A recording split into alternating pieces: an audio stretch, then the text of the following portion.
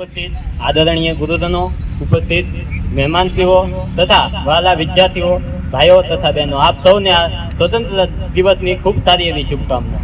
तो याद तिरंगा लहराएगा अपनी पूरी शान से, हमको मिले आजादी वीर शहीदों के बलिदान से।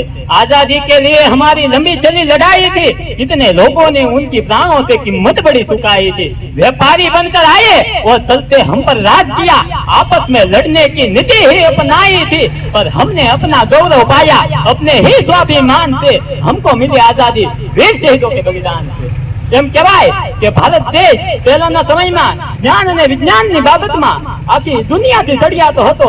ભારતમાં બનેલા માલ સામાનની માંગ આખા વિશ્વમાં રહેતી હતી, માટે જ ભારત દેશ આખી દુનિયા સાથે વેપાર કરતો હતો અને એટલા માટે જ ભારત દેશ એ સમયે સોનાની ચીડિયા કહેવાતો હતો।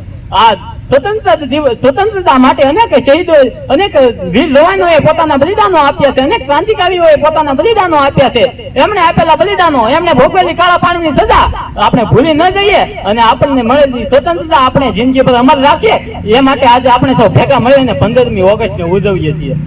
અસંખ્ય ક્રાંતિકારીઓ પૈકી મને વીર ભગતસિંહ વિશે વાત કરવાની મન થાય તો જ્યારે લાલા લજપતરાય નામનો લડવૈયો સાયમન કમિશન ની લડત લડી લેતો, એવામાં ભાઈ લાલા લજપતરાય ઉપર જનરલ સ્કોટ અને જનરલ ગાંડસ નામના બે અંગ્રેજ અધિકારી દ્વારા લાઠીચાર્જ નો હુકમ કરાયો। લાલા લજપતરાય ઉપર લાઠીચાર્જ ના પ્રહાર કરાયા અને અંતે જનરલ સ્કોટ ના હાથમાંથી ફરફરતી હોકી જઈ અને લાલા લજપતરાય ના કપાળે જઈને વાગી અને લાલા લજપતરાય નું ક્ષણવારમાં મૃત્યુ થાય છે। અને જયારે એના અંતિમ દર્શન માટે એમના દેહને બહાર મૂકવામાં આવે છે ત્યારે સૌ કોઈ પોતાની રીતે અંજલિ આપતા હતા। એવામાં આપણો ગુજરાણીઓ વીર ભગતસિંહ મૂછોની આંકડી વાળેલી માથે સાફો બાંધેલો અને ભાઈ લાલા લજપતરાયના ચરણને સ્પર્શ કરી અને કહે છે કે હે લાલા, અત્યાર સુધી તને જે કોઈ જે કાંઈ અંજલિ આપી હોય, પણ હું સરદાર ભગતસિંહ અંજલિ આપું છું કે કાલે હવાનો સૂરજ નારાયણ ઉગે અને કાલે હવાનો સૂરજ નારાયણ આથમે ઈ પેલા જો તારા કપાળે હોકી માના ગોલા અંગ્રેજને હું જીવતો રહેવા દઉં ને તો સરદાર ભગતસિંહ નહીં હો, એવી પ્રતિજ્ઞા લીધી।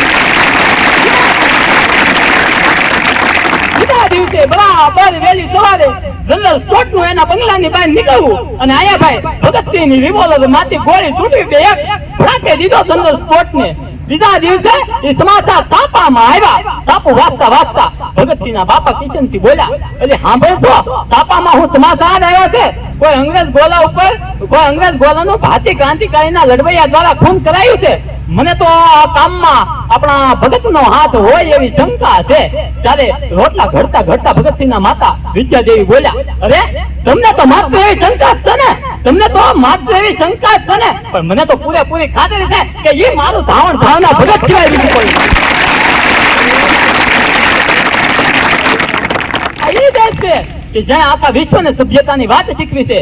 જ્યારે ભગવાન શ્રી રામે હોનાની લંકા ઉપર વિજય મેળવ્યો ત્યારે લક્ષ્મણે આવી અને રામને એમ કીધું કે રામ, આ સોનાની લંકા કેટલી સુંદર છે, આપણે અહીં રહેવા માટે આવી જઈએ। ત્યારે રામે લક્ષ્મણને ઉત્તર આપતા કીધું, સ્વર્ણમયી લંકા લક્ષ્મણ રોચતે જનની જન્મ ભૂમિ સ્વર્ગાયપી ગલીયસે।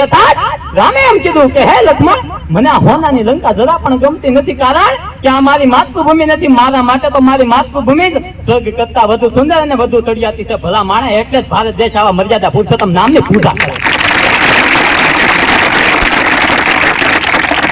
અને જયારે 23 માર્ચ 1931 ના રોજ વીર ભગતસિંહ ને ફાંસી આપવાની હતી ત્યારે એના જેલરે આવી અને એમને એમ કીધું કે તારી ફાંસી તને 2 કલાકની અંદર ફાંસી આપવાની છે, માટે તારી કોઈ છેલ્લી ઈચ્છા હોય તો એ બતાવ, એ જરૂર પૂરી કરવામાં આવશે। ત્યારે ભગતસિંહે કીધું, મને ઝટ ફાંસી આપી દો, એ જ મારી છેલ્લી ઉતાવળ છે, એ જ મારી છેલ્લી ઈચ્છા છે, હું ઉતાવળમાં છું, મને ઝટ ફાંસી આપી દો।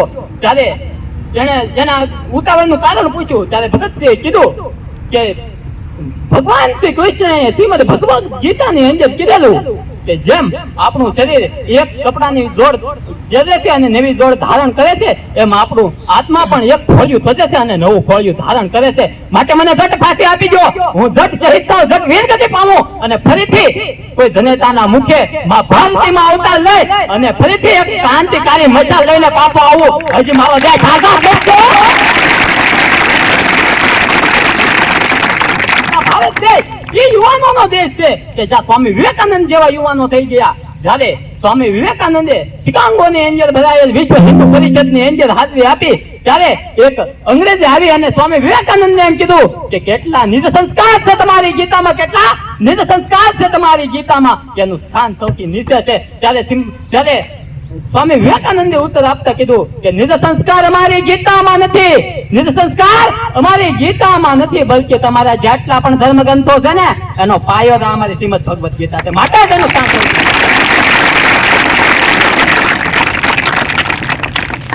અંતે આપણા કાઠિયાવાડનું થોડું વર્ણન કરી અને કવિને વિદાય લેવાનું મન થાય તો જ્યારે આપણા કાઠિયાવાડના પાદરમાંથી એક કવિ પસાર થાય છે અને એ મરદના એક પાળિયાને જુએ છે અને મરદના પાળિયાને એક પ્રશ્ન કરે છે કે યાદ પૂછું હું તને પાળિયા રે માર દલડા કેરી વાત રે, માર દલડા કેરી વાત, આયા તું કેમ ઘોડાણો, સિંદુરિયાથી તું કેમ રંગાણો. પાળિયાને પૂછ્યું કે હે પાળિયા, આયા તું કેમ ઘોડાણો, તને સિંદુરિયાથી આમ કોણ રંગી ગયું? ત્યારે મરદનો પાળિયો ઉત્તર આપતા કહે છે વાઘ ચડી જેદી ગામ મારે તેદી ભૂંભિયા વાજાઈ ઢોલ રે, તેદી ભૂંભિયા વાજાઈ ઢોલ. દુશ્મનો આવે છે, બારોટિયા આવે છે, ગામને રડાડે છે. પછી ખાડાના ખેલ ખેલાણા એમાં આઈ ખોડાણા. હવે આપણું કાઠિયાવાડ એટલે છે કે નથૈયાને દત્ત બિરાજે, જાગી નાની ધારી છે, ડુંગરા ખૂટે ઢાળા મથા, એની રંગ કાઠિયાવાડી છે. પર ભતાદાર વિપુલ પાયાને મગડાણા, અરે હન્નો જે સાદ કરે રોટલો કાઠિયાવાડી છે. સંત સુરાની દાતારો વળી સુદામાને કેમ ભૂલાય, મરી જાવ કાઠિયાવાડી છે કે રાણા કીને દીકરો દીધો, ઈ જગ કાઠિયાવાડી છે કે ન ખાવાનું ખાવા માંગે, મે માન મહા ભરાડી છે, આંડણીએ ખંડાઓ એમાં બાપ કાઠિયાવાડી છે.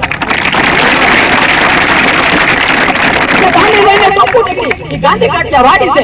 ગોકુળમાં ન ગમતા મથુરા છોડીને ભાગ્યો અને જ્યાં રણ લઈને ચોર થયો ને ભલા માણ્યા કૃષ્ણ પણ કાઠિયાવાડી છે.